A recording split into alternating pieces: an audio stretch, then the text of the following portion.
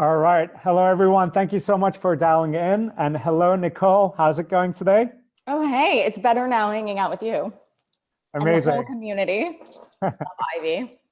Totally agreed. Great seeing you again. And really excited for our conversation. One thing that I found traveling all of Ivy cities across the country is that many of us are trying our absolute best to make the biggest impact we can on our professional lives, personal lives, and family lives. And often it's incredibly difficult to balance. And finding that balance and prioritizing our own lives sometimes takes a back seat. And in fact, when we do our leadership circle gatherings and talk about our highest highs and lowest lows, a lot of times most people reflect on the fact that they're the last person that they think about. So after everything in their professional lives and everyone that they care about, they come last. So this is an incredible opportunity for all of us on a Wednesday of all days, to talk about burnout, how to avoid it, and really great to have you here. Just so everybody has context, as many of you already know, Nicole is an incredible individual. She's a best-selling author, and she's anchored numerous shows on all the top financial channels. She's also co-hosted Ivy events in New York City, and we look forward to having her in person in many of our cities as well in the coming months. So, Nicole, to kick us off, can you tell us what was your personal journey that led you to write this latest book, Becoming Superwoman? And why do you think this topic is really important for everybody to engage with? I think it's the most important when it comes to your career. It's more important than all the networking events, even the Ivy events, although those are important. It's better than emailing in the middle of the night, because I truly believe that self-care is the biggest asset or liability in your career. And when it's on point, it can actually bring you more success than you ever imagined. And when it's off, it can bring you to the lowest lows. And for me, I started working super early on. I grew up in an immigrant family, first generation American, pretty broken home, a lot of trauma early on that I never dealt with. My father died of a drug overdose when I was 11, and my mother, it's a whole other story. And so I started working when I was 15 years old, and I self-prescribed work for all of those issues. And I went from one local news station to the other, and I had no connection. So I worked in South Dakota and Lexington, Kentucky. I lived in 10 cities in the past 20 years. And my dream job was to be an anchor on CNN. And I got there when I was 21 years old, which is high-class problems to come up with your dream job when you're 21, because then it means you have to come up with new goals. And that's what I kept doing. I kept raising the bar for myself. But what happened was I kept saying, I'll be happy when I get there. I'll be balanced. I'll deal with all that other stuff like when I get there. And then I got there. Like I got the job or I got the salary. And then there was always another there, like almost immediately. And so my brain never got myself to the other side of happiness or balance. And I think, especially as you and I both work a lot, we love working, but getting into that zone is really easy to ignore everything else, especially some of the problems that will indeed kick your ass if you ignore them. And that's what it did for me after my second book tour. So I came out with Ritch 6 years ago at this point. No, 5 years ago almost. Boss Bitch, it's a new version is coming out. Get excited. Boss Bitch came out a little more than 2 years ago, and Becoming Superwoman is now. And so I thought, oh yeah, I'll be happy when I become like a New York Times bestselling author. And then it was like, no, one book isn't enough. And then it became 2 books. And so, I think we keep getting in this cycle and it's only hurting ourselves. So after the second book came out, I had a complete mental, physical, and emotional breakdown. I suffered from extreme burnout. I had an emergency hospitalization, and it was only in that moment that I realized I needed to rethink everything. I needed to rethink how I was working. I needed to rethink how I structured my day. From the outside, it looked like I had it all put together. And on the inside, I felt really broken, and I needed to put myself together on the inside as well.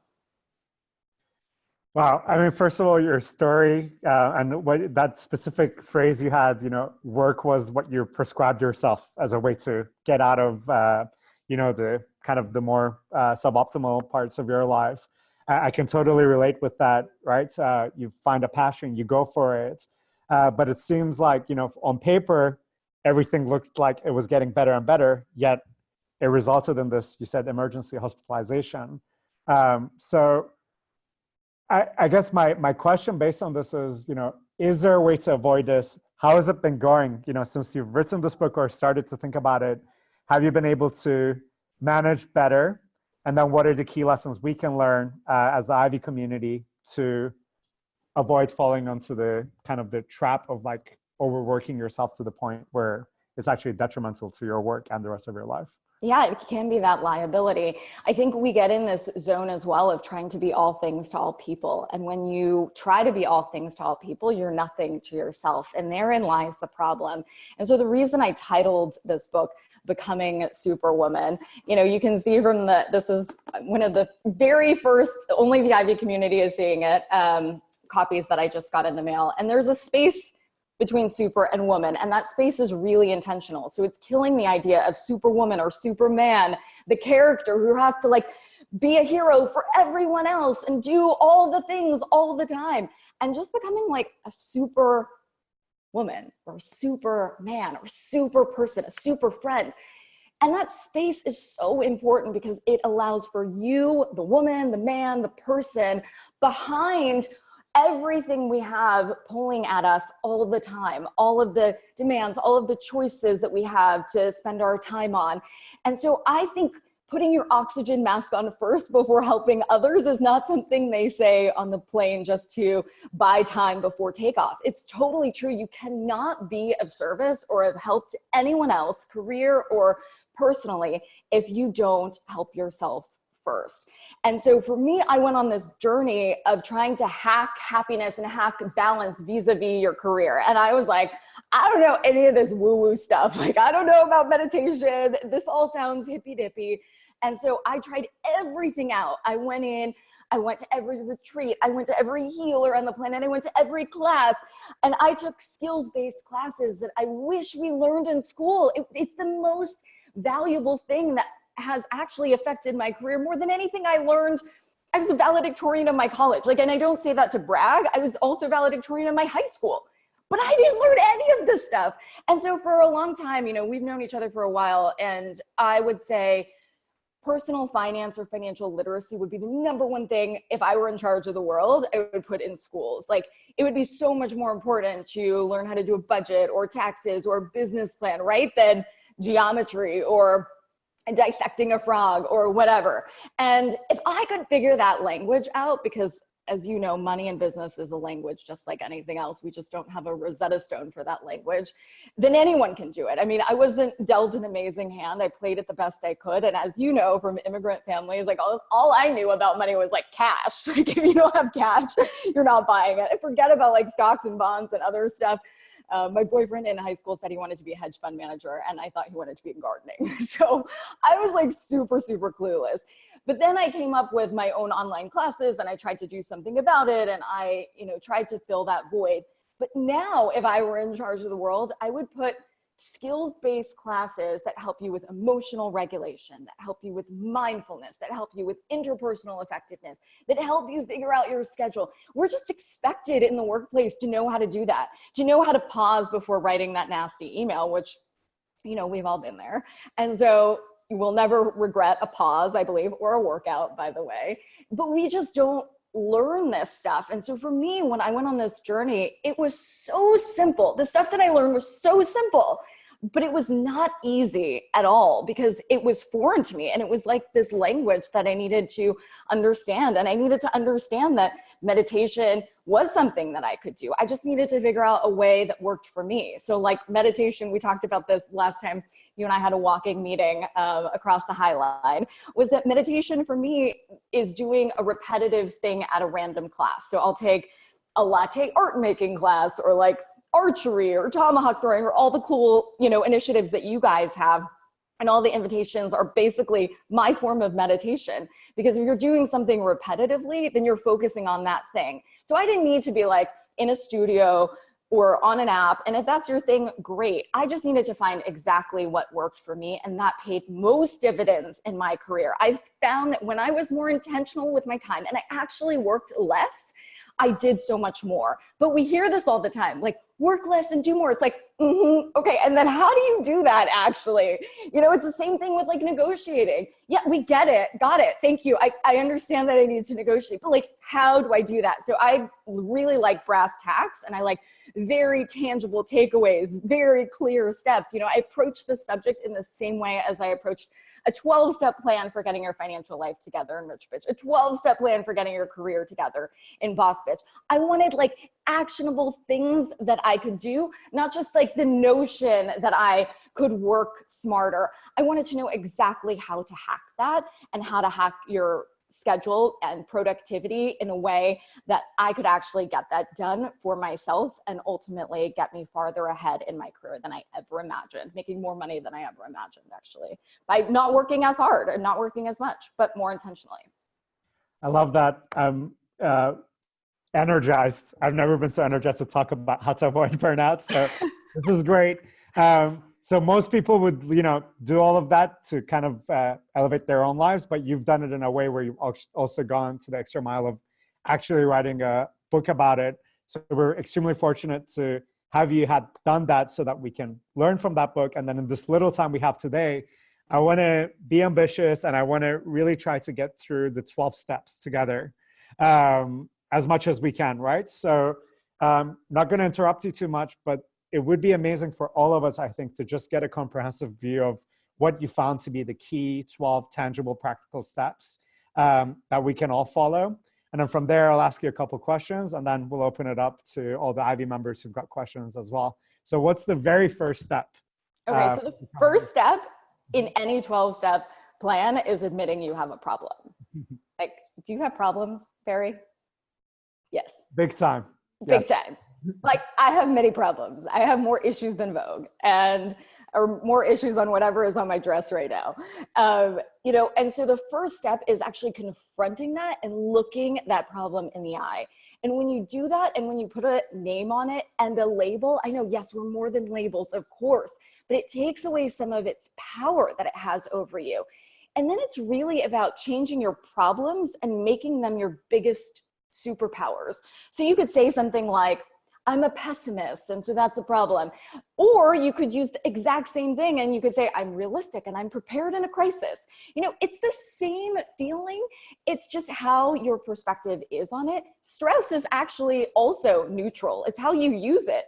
When I went through all of this research and all of this studying, there is something that's called eustress, like EU stress, and then distress. So distress and like feeling stressed is bad. So we don't want a lot of that, but we don't want to get rid of all stress. Like, that's a misconception, because you wouldn't want, Tom Brady or whatever on the field without being stressed. I mean, unless you're not a Pats fan, but he needs a little bit of stress.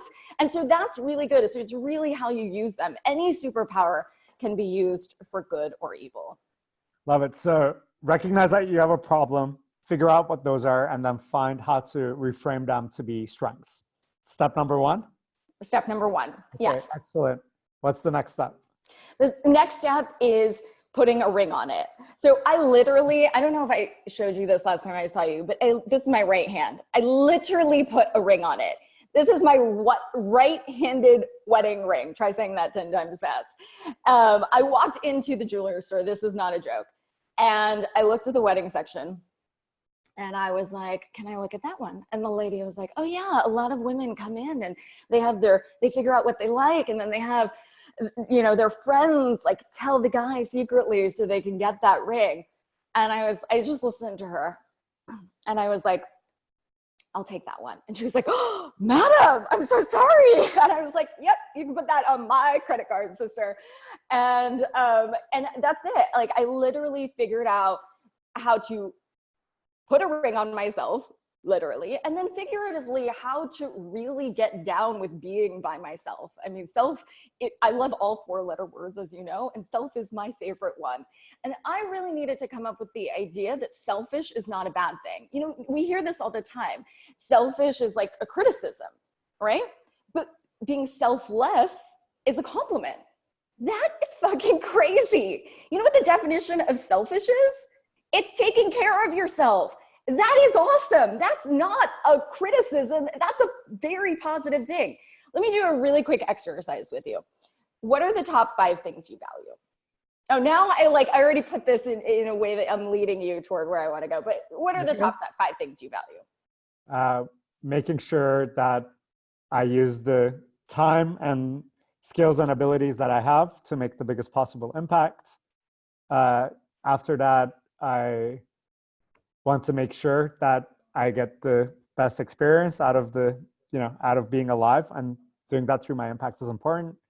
And then, I want to have good times, enjoy the ride as I go. Those would be my top 3. Of course, then I want to take care of my friends, family, and so forth. And achieve my full potential.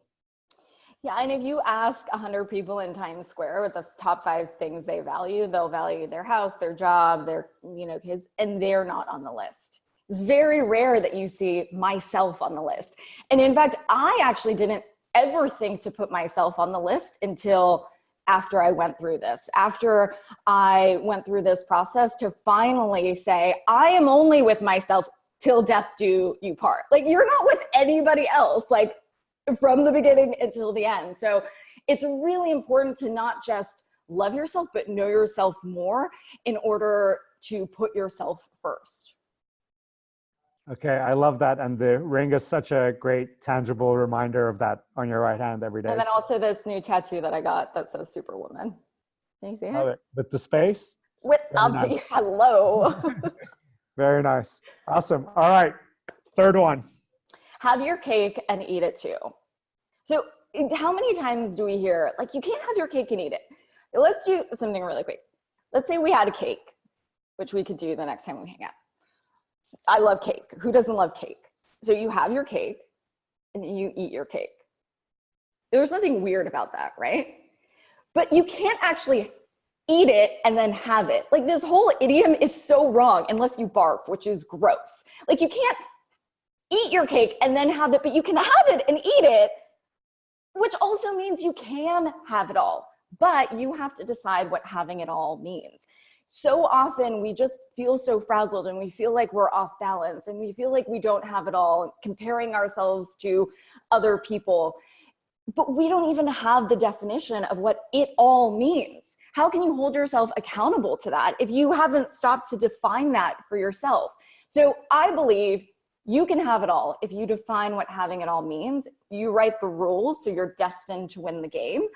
It's the same thing like when people ask me about budgeting. They're like, I'm so off budget. I'm like, girl, did you even have a budget to begin with? Like, how are you off? How are you so bad with your finances if you don't even have a benchmark for what you're measuring your success with? So figure out what that looks like. And in my last 2 books, I came up with the 3 F's of goal setting. So family, finance, and fun. And I break those down into 1, 3, 5, 7, 10-year goals. And little chunks are easier than that bigger question of like, what do you want to be in 10 years? What do you want to do in 5 years? Those are like anxiety provoking. At least I would like start schwitzing when people would ask me stuff like that. So breaking down into baby chunks. In this one, I say mea culpa. Like, I'm sorry, I forgot an F word, and it's not that one. It's fitness, which is mental and physical fitness. And so I think that if you don't contribute a little bit of your time every day to balance and emotional wellness, which I think is a combination of emotional intelligence and mental wellness, then it will require all of your time. If you neglect it for too long, like it did for me, it will demand all of it. So I say I'm adding another F. There are now the 4 Fs of goal setting. Love it. So when it comes to this, like, have your cake and eat it too, but just know what cake, what is that?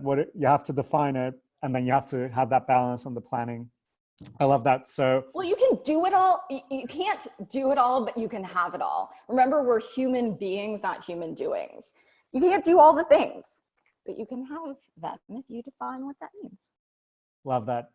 Thank you, Nicole. 4th one. What's the 4th step? Oh, yes. Okay. So I came up with a 10 points system, like a Weight Watchers system, to figure out balance through your day. And balance, of course, is a noun and a verb, right? But a lot of times we use it as a noun, like I found balance, as if we're playing hide and seek with balance. Like, it's under the couch. I found it. It's right there. And you're done. But balance, I think, has to be used as a verb in this context because it's something you constantly have to work on.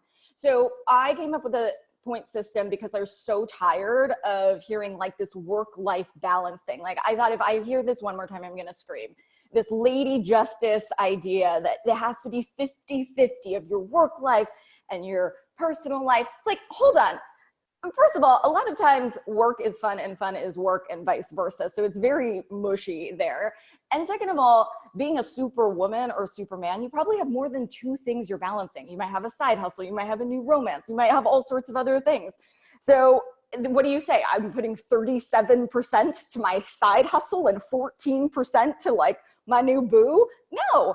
And so I gave 10 points to figure out what you want to do for the things you value every day and forgiving yourself for the things you're not focusing on. So I came up with some career, family, friends, romance, you know, you can put whatever you want in there. And then if you really like the percentage thing, it's sneak attack. I'm the sneak attack rich bitch who like just add a 0 and it becomes a %. If you really like that, you can make a pie chart or whatever you want. So I have a journal that's coming out with the book actually that helps you do that and helps you allocate your time every single day. Got it. So you basically defining what balance means for you. So when you come up with these categories of the things you actually want to balance. It's not just work and life, but actual specifics within that. And then you do recommend adding, like actually thinking about it and figuring it out that way. Totally. If you don't know your destination, how are you going to get there? Like, how are you going to hold yourself accountable? It's like, hey, Barry, we're going to a party in New York City. Be like, sweet. Where's the party? What street is it on? What am I wearing? Like, I have a lot of questions about this party. We don't have the same questions for the destination in our lives. It's about figuring out where you want to go and then reverse engineering to figure out how to get the money and the tools to get there. All right. Love that. Excited to check out that journal that comes with the book. Sounds like a really good exercise to do. 5th step out of 12. What's the 5th one? It's having boundaries. It's like Superwoman Shonda Rhimes says, no is a complete sentence. And sometimes saying no to other people is really saying yes to yourself. And I know I'm just blabbing, so I'll go fast. We can get through all of them and then take questions. But yes, it's having boundaries. And I come up with scripts to tell you how to do that, even with your boss. Like you can say no in a certain way and protect your time and your space. Got it. Love it. So far we've gone through the 5 steps. So one is admitting you've got a problem, turning them into superpowers, put a ring on it, put yourself first, define what, having your cake and eating it too. What is it that you really want? And then balance, when it comes to balance, really separating it into the areas that you want balance, allocating percentages to them, and then this ability to say no. Any quick tips or tricks on how to say no? So we've got something practical to keep in mind from this conversation. So let's say it is your boss, whether at work or your significant other or wherever it may be for that moment, and they want something from you. You feel really bad saying no. How do you say no? I just interviewed the CEO of Rebecca Taylor yesterday, another superwoman. And she said something interesting that I'll share. She said, when she says no, she starts with, I hate to disappoint you. And because it's true, it's not I'm sorry, which by the way, I'm on a mission to like cut the I'm sorry thing because we apologize for things we don't do wrong. So don't say I'm sorry, I can't. Like, I hate to disappoint you is a good way to start. And then you're just realizing that if you can't put your full ass into something, you're only putting your half ass into it, you're actually disappointing that other person. You're not doing justice to whatever that person asked you to do. So if you're scared about disappointing other people, saying yes to something you can't crush is only gonna crush you. Got it. So starting with, I hate to disappoint you, but I'm gonna push a little bit further on this because this is something everything that we've talked about is massively relevant to me, but this particular one, I'm a positive can-do person. I have a huge problem saying no. What else, like when somebody asks for something, you're just not like, you want to be able to do it for them. You intend to do it. You just don't know when you can do it. What's a good way to say, like, let's pick this up later? Or I know this sounds like a common sense question, but I find it extremely hard. So no, it's true. And and so like I'm looking at, this is the early version and some of the scripts that I came up with, and you probably get a lot of emails from people who want mentorship advice from you, right? And so, and I don't want to say no to a lot of those things. I obviously want to pay it forward, but oftentimes my tactic is to say, you know, my bandwidth is really stretched thin, but if you need me to talk about finding a job, can you send me on email, like your resume or, you know, whatever, so we can take a look at it that way. Like a lot of things don't require a meeting, and a lot of things don't require, you know, a 30-minute phone call. I've had this conversation with my assistant about, you know, 15 minutes or whenever that meeting is done, like it's over. You don't need to just blab for the entire time, unless of course you're doing an Ivy talk, in which case you fill the entire hour. But like really just being mindful that some of it can be a Zoom call. And so that time that you're taking to travel, you know, to the meeting and whatever, and, you know, do your hair, as I know you do, spend all that time doing your hair, you know, can be accomplished more efficiently. All right, love that. Thank you very much. So we're getting to the halfway point of the 12 steps. So what's the 6th step on your list?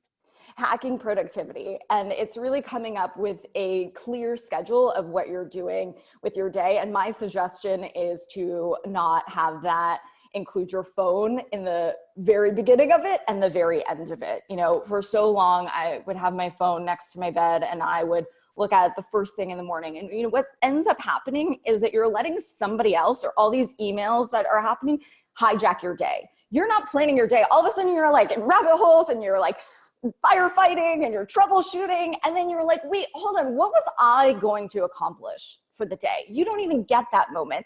And by the way, when I couldn't sleep, it's like, gosh, why can't I sleep? I need Ambien, you know, these things. It's like, hello, because I'm shining a beam into my eyeball, like from 3 inches away going to bed. Why do you think I can't sleep? So put the phone, I have like a little bed actually. It's very cute. I went to this place called Miraval. They give you a little sleeping bag for it. You can get like a 500 thread count sheet for it. I don't care, whatever makes you motivated to do it. My suggestion with figuring out what that schedule looks like is having a very consistent morning and evening routine. Got it. And then other than the phone, any other very quick tips for the morning or the evening? And then also anything that relates to email and how not to let it destroy your life.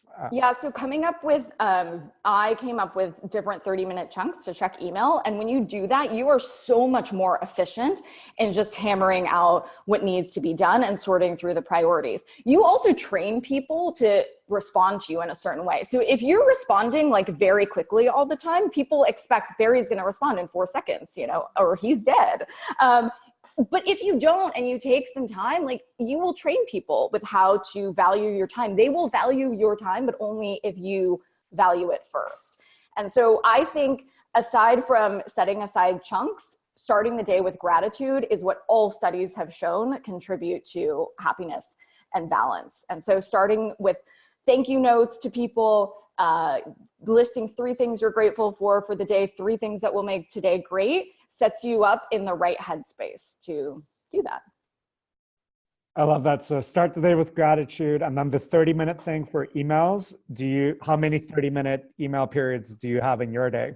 I mean, now I have a little bit more because I'm about to birth a book, but I had 2 chunks, like in the mid-afternoon and then the early evening, and then like a really quick check before you start your nighttime routine, which, you know, includes being IRL, not URL, you know, and includes having that connection. And so I really went back to the science and the data around what has been proven to boost EQ and happiness levels, because it's been shown that we have this equation wrong. We think that success is going to make us happy, but actually it's that happiness is going to make us more successful. And so some of those components include exercise, sleep, mindfulness, journaling, thank you notes, random acts of kindness, stuff like that. And so I really tried to go back to the proven ways that science has shown to boost those.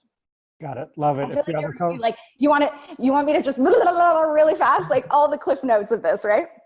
I think this is one we might come back to if we have time, because I think a lot of those things are, you know, if everybody listening takes just 1 or 2 of those, I think can be life-changing. So thank you so much. Seventh step out of 12 is a digital detox. And so when I was figuring this out, I took all my apps, my social media apps, off my phone. I went total cold turkey. And what ended up happening is that I was actually having withdrawal symptoms in the same way as you would recover from any addiction. I was like panicking. I went on this whole retreat where they took away your phone, and I was just like almost, breaking out into hives because I had separation anxiety. And then so many amazing things happened when I finally broke that cycle. For social media, I'm lucky enough, I fully recognize I'm lucky enough to have a team to help me do all of that and plan ahead. But I had to go on a browser. Like, I had to put safeguards for myself against myself. Like, I had to make this foolproof. And so I think going on a quick detox, like a 7-day, and then coming up with healthier habits is a great way to go, in the same way as you would if you're going on a diet or whatever, like you would typically do a really intense boot camp and then find a sustainable eating plan, right? So I think coming up with a sustainable technology plan. Okay, I love that. So 7 days cold turkey for digital. You wean yourself off on it. So I come up with different days. And so you take like your apps off for some reason, you stop auto video play, which by the way, you can do because that sucks you in through social media and stuff like that. Taking off the things that from, your app store that you're not using, whatever. Like, there's a lot of things that you can do to wean yourself off it. But technology is a tool, or cell phones are a tool, but they are now ruling us, not the other way around. That's not how this is supposed to be. Love that. Awesome. Thank you. So as we go through the remainder of the points, I want to encourage everybody who's dialed in to start thinking about questions, and feel free to post them. There's a box that says Q&A at the bottom of your screen in the middle. So any questions you have, please put it in there, and I'll tune you in to ask the question directly. If you don't want to ask it directly, just say so in your question, and I'll read them out loud. So, all right, Nicole, we're 7 through. This has been amazing so far. What is the 8th step? Is making mindfulness your superpower. And so we're often mindful, F-U-L-L, and not mindful. And so we have 1,000 trillion choices of what to do with our time. And wherever you are and whatever choice you make, be fully there. So I made this intentional choice to be here with you for this hour. I'm not like, while you're talking, checking my phone and trying to like catch up and feel guilty that I'm not like responding to my team. I am here, I am with you, and I'm focused. And that's what mindfulness really comes down to. And so I love alliteration. I came up with this 3P process to pause, process, and pounce when you're coming up with big decisions. And when you do that, a lot of times we come up with pros and cons lists, but I think those are faulty because you're not allowing for weight to what those things are. And so they're not equal. So, if you're thinking of leaving your job, not being able to feed your family is not the same as like, feeling like you are doing something new every day or whatever. Like, those are different things. Like, they're both equally important. I mean, not equally important, I should say. They're both like important, but in different senses. Like, being homeless is kind of more important, right? So I come up with, the point system that you can also do a super pros and cons list when you're trying to think about one of those decisions. Love that. All right. So whatever you have chosen to do, be fully there. Don't get distracted. But wherever you've chosen to be there. And that obviously goes a lot with the digital detox point that you made previously. What is the 9th step out of 12? Yeah, so meditation and mindset, it's really mastering the mind game. So once you've cleared your head and done all of that, you're filling it with the best types of things. And so we talked about the meditation that worked for me. And it doesn't have to be, on Headspace or whatever, or like at a studio. It can be like what I do is just coming up with, a dream catcher. I just made a dream catcher thing. I'm trying to remember what it was called. And that was very meditative to me. I mean, anything can be meditative if you're staying really present too. Like brushing your teeth can be really meditative. You're feeling the water, you're feeling the bristles. Like, so much we're doing on autopilot. We're not stopping to feel these things or just like notice things that you might not have noticed before. And that can be meditative. Love that. So can you give like a practical, tangible example? I mean, brushing your teeth, what exactly, like for those things that we all do, like what is, could you maybe like share one that, you know, could be maybe universally applicable to most people to keep in mind if they wanted to bring in a process of meditation, or like what would be next steps if they really want to go deeper into that without having to pick some crazy like meditation course that's going to be all time consuming? Wait, do you not brush your teeth, Barry? That's not universal I enough for you? do multiple times a day, but Good. I meant Mom. like when you're doing that, like what exactly do you do to make that into a meditative practice? Yeah, so I think it is about, you know, actually being there. And so wherever you go, there you are is another saying. And so like when you're brushing your teeth or like when you're washing your hands, you know, just staying in that present moment. You're not worried about the future. You're not ruminating about the past. You're only in control of what's happening now. So if you're really like stressing over, you know, I had this big presentation or whatever, you know, is that happening now? We often go in this fight or flight mode. And so back in the day, that really helped us when like a bear was going to attack us. But we use the same thing when we hear about a presentation and we go into this fight or flight mode. And then you just have to ask yourself, like, what's happening now? There's no bear. Like, we're okay. I like do this sometimes before bed because I'll try to like ruminate and I'll stress and I'll worry and stuff like that. And I say to myself, and self-talk is very important. Because that's a story. And sometimes the biggest enemy is between your ears. I'm like, what is happening right now? I'm in a bed. It's very lovely. The sheets are cold. The pillow is fluffy. Like, that's all that's going on right now. Like, it's okay.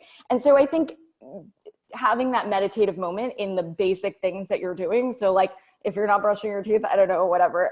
If you want something more universal, if you're washing your hands, like feeling the soap, getting into like your body and your present moment right now really helps you from just ruminating and running through different things, which I'm sure you get into that same zone. I ruminate all the time. And so what helps me is getting back to my breath and getting back to like basic things, and I get out of my head. I love that. Yeah, I definitely, you know, have many moments. I'm brushing my teeth, looking at my phone and doing something else at the same time. So what you're saying is, yeah, be in the present. You know, if you're in bed, if you're brushing your teeth, then just focus on that as opposed to everything else that's going And through. generally speaking, like leave the phone out of the bathroom. Like stop and think to yourself, like seriously, Barry, like the phone in the bathroom. I know like a lot of guys in particular, like spend a lot of very good, productive time with the phone in the bathroom doing all the things. Not sure what you're talking about. Just leave it outside. Like maybe that's the first really good step. It's like, okay, the bathroom is like a no-go phone zone. Love that. Thank you so much. For me?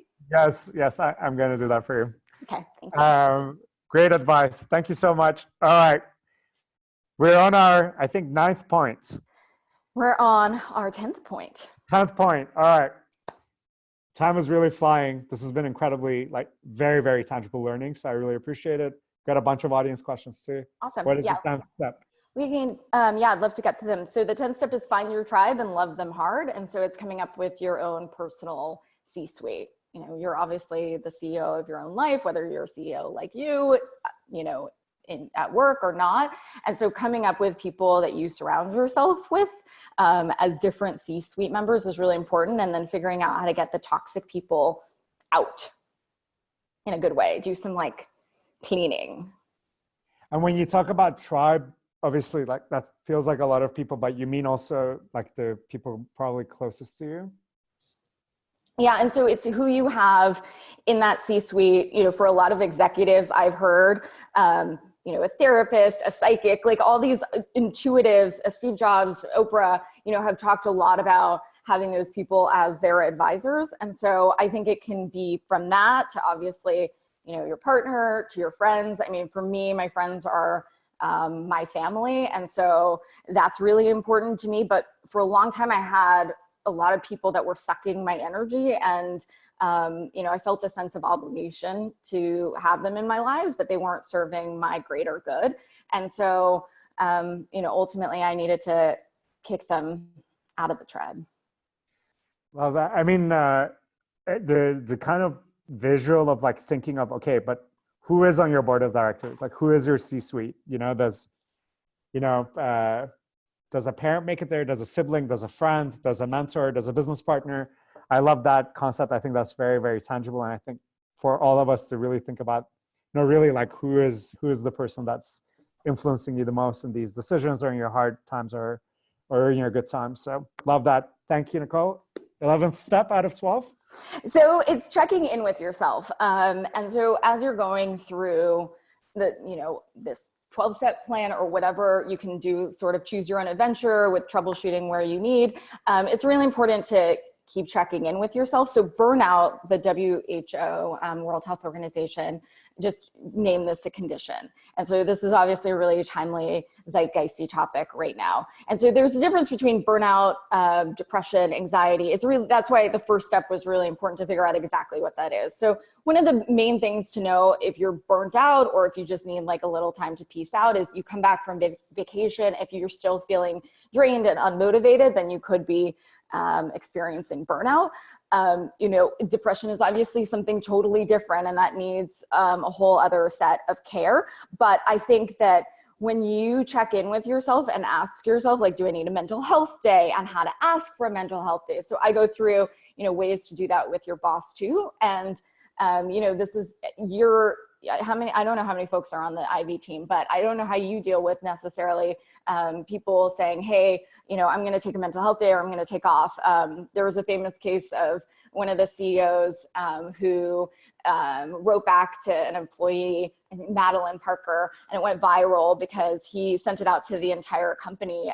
They weren't an enormous company, but he said, this is a great reminder to just understand that your mental health is your health, and to prioritize that is something that's important to me and the company. All right. I love that. Thank you. Final step. What is the 12th step? The 12th step is keeping and putting yourself together. So in the beginning, I talked about feeling broken on the inside, even though people would always say, like, but you look so put together. And, I wanted to get my inside as put together as my outside. And you can see people's physical scars, you can't see their emotional ones, and only you can really tackle them. So I think it's about being your own hero. And so the idea of killing Superwoman or Superman, the character, and becoming your own hero that's really what happened to me. When I needed a hero most, it was no longer somebody could save me or swoop in and rescue me. Like, I had to become the hero that I needed so badly. And so I think keeping and putting yourself together is understanding that chaos and balance have to happen together, because we get into this zone too that we're like, well, I'll be balanced when the chaos is over, when this crazy thing is not happening, when the launch isn't happening. And the truth is, it's a game of whack-a-mole. There's always another launch. There's always another crazy thing. There's always a leak or a thing with your kids or whatever.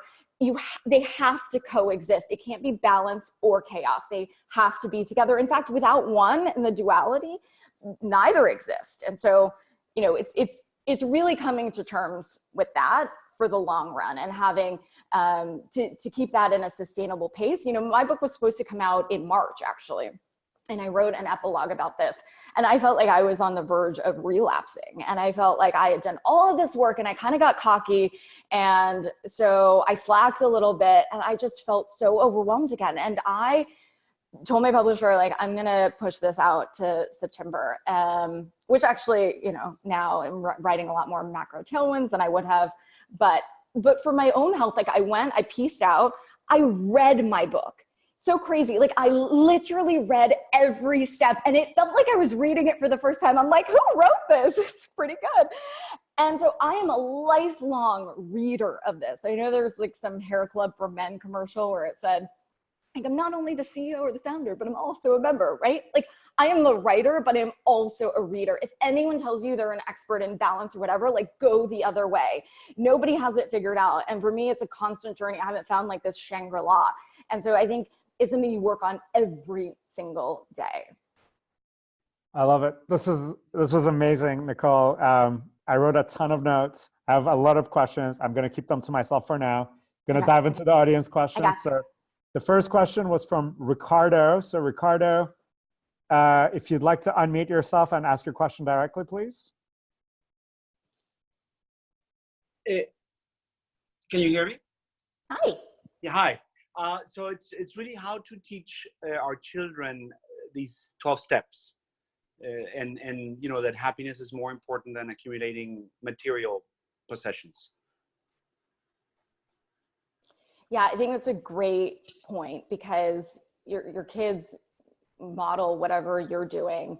And so if you're constantly breathless, like they'll see that as an example, right? And so because we don't learn this stuff in school, and because it's not taught, you know, it's incumbent on parents to lead by example and do that as well. And it's about optimizing for happiness with the way you talk to your kids, and you talk about where they're going to school and, you know, what they're going to be when they grow up or whatever. And a lot of times, you know, there's this, it became what, right? It was like a helicopter parent and then a bulldozer parent. Like we saw this with the college scandal, where it's like, not only am I going to watch everything you do, but I'm just going to plow the way so you can like get all the things, you know, not on your own. And so I think it's about reminding them that it's not about going to the greatest school, because frankly, like everybody I've hired, I don't know, Barry, you can chime in too. Like, I actually don't really know what school they went to. Not a lot of people went to business school. I didn't go to business school. And so if you optimize around happiness, you realize that those types of things don't actually contribute to your overall happiness in the long run. Got it. Thank you very much, Nicole. And thank you, Ricardo, for the great question. We're going to go next to Ryan, who had a couple of questions. So Ryan, if you want to combine them and unmute yourself to ask directly, that'd be great. Hi, can you hear me? Hi, Nicole. Thanks for the talk. This is fantastic. Oh, awesome. One question I had was, so what ways would you recommend building up these positive habits to make sure they stick over the long run? So if you fail, you know, while you're trying something, how do you make it so that it's something that you do day in, day out? So it's such a great question. And I thought the same thing, because the way I was telling you that I was close to relapsing, I had to realize that I had a lifetime of shitty habits that I needed to change. And only a lifetime was going to be long enough to do that, to put more good habits than I had bad habits. And so I studied about habit a lot. And what I realized is that you have to have a reward to keep you motivated to continue that habit. So think about it. You need a cue, you need a habit, and then you need a reward. So if your habit is to go to the gym, your cue is like the coffee maker is going to go off at 7 a.m. So you smell the aroma, like there's an actual cue that this is going to happen. The habit is going to the gym, and the reward is like having a yummy almond butter or whatever smoothie. That's a reward. What else do you do without getting a reward in life? Like you don't do a lot of anything without getting a reward. And so I think it's really remembering that component of it to keep that habit as something that actually sticks. And then if you have a different, you can change the way that flows and actually change the cue at some points. So like if you hear a song and then it makes you think of an ex or whatever, instead of, the habit would be like crying or whatever. And instead, like you call a friend or you do something else. So breaking down habit for me was really helpful to cue, habit, and then reward, and really focusing on that reward part. That's fantastic. Thank you. I'll definitely implement that. Another question I had is, so this is a lot of great tangible advice. How do you recommend doing it all without being like overloaded by trying to do too much? Seems like a lot to keep in your head at once. Oh, Ryan, didn't you hear that part of it? I think what step was it? It was step 3. You can have your cake and eat it too. You can have it all, but you can't do it all. Like you can't do all of these things, at the same time right out of the gate. If you've not even thought of these things vis-a-vis your career, it's hard to jump into, every aspect of it, because, we have a reality. You can't live at a retreat all day long where this is easy and they help you do that. Like you have to work, you have to do other things. And so I think it's baby steps, like anything else. Baby steps will still get you across the finish line. So it's figuring out what the problems you really have are, and naming them. And for me, it was actually a diagnosis of PTSD. And this was interesting because I didn't think PTSD was the thing that people that didn't go to war could have. And so but when I had the diagnosis, it made so much sense for a lot of the trauma that I had growing up. And so once I got that, I realized that is my problem. And your brain probably works a lot like mine, like I'm a problem solver. And so when I framed it that way, I was like, okay, here's what the problem is. You know, you can do things like, you know, memory clearing or EMDR or all sorts of other things to like tackle that problem. But truly, I think before any of it is really like the first step is admitting you have a problem and naming what that problem is. And if it is like a digital addiction, then, you know, go back to step one and say that that's the problem. I think there's a name for it. We actually touch our phones, I think 80 times a day. We don't do anything else 80 times a day. We don't smile 80 times a day. We don't eat. We don't go to the bathroom. We don't do anything else 80 times a day. Like that is bananas. No, that's great. Like, I love it. Yeah, you eat the piece of cake. You eat the cake one piece at a time. So, and then just the last question I had is, I was just curious if you could relay some story about which of the steps was the most challenging for you to do, and then how you ultimately ended up overcoming it. Yeah, so I think the digital detox was one of the more challenging ones. The other challenging one was figuring out that mental health diagnosis that I just shared with you, because there was so much stigma around the idea of mental health. And when I had to go to the hospital but you know, as I told you about in the beginning, I was there with a bunch of people who needed to get better for a lot of different things. People like on some floors had cancer or whatever else. And it was a health issue. And so I needed to take that just as seriously. But I remember the first time I went to you know, a psychologist or a psychiatrist, I almost wanted to like wear a trench coat and never tell anybody. And when I got medication, you know, I would take the label off so nobody could see it or Google it or anything like that. And, you know, we just have this stigma that antidepressants is the #1 prescribed drug in America. And yet nobody really talks about it. And so I'm like, especially with finances, Barry knows this, like, I'll show you mine if you show me yours. I'll go first. Like at this point, I accomplished a lot of those goals I told you, like, this is all just gravy. Like somebody has to go first, and it gives license to other people to say, yeah, like I'm going through that too. Like, yeah, I'm going through burnout. I did a bunch of studies that showed we're on the verge of burnout and breakdown in the 80 and 90% levels. This is something that needs to change. And yet only 50% of people said that something in their life has to change. They thought that their pace was sustainable. So what gives? That doesn't jive for me. And so I think it's really about recognizing that not drowning is not the same thing as swimming or thriving. And so the biggest one for me was figuring out that I'm like, you know, I tell my entire team, like they see it on my calendar. It's like, I'm going to the shrink, you know, whatever. Like I lead by example. And I say, that's an important thing to do. We work out our physical fitness. We take care of our health. Like mental health is super important. And I'm going to talk about it. And so I hope other people will do the same. Excellent. Thank you, Nicole. Thank you, Ryan, for those excellent questions. Really appreciate it. We've got 2 more audience questions. We're going to fire through these and then wrap up. So the first one is from an anonymous attendee, so I'm going to read it out loud. When feeling overwhelmed, how do you navigate determining what is self-imposed and unnecessary stress versus what is maybe externally imposed stress, like toxic work environment, a failing relationship, etc.? This is such a good question. And this is something that I still struggle with, like, you know, as I'm going through this really chaotic work time. There's the issue, and then there's the stress that you put on top of the issue, right? And so it's a shitty thing that happened, which is shit, like shitty things happen all the time.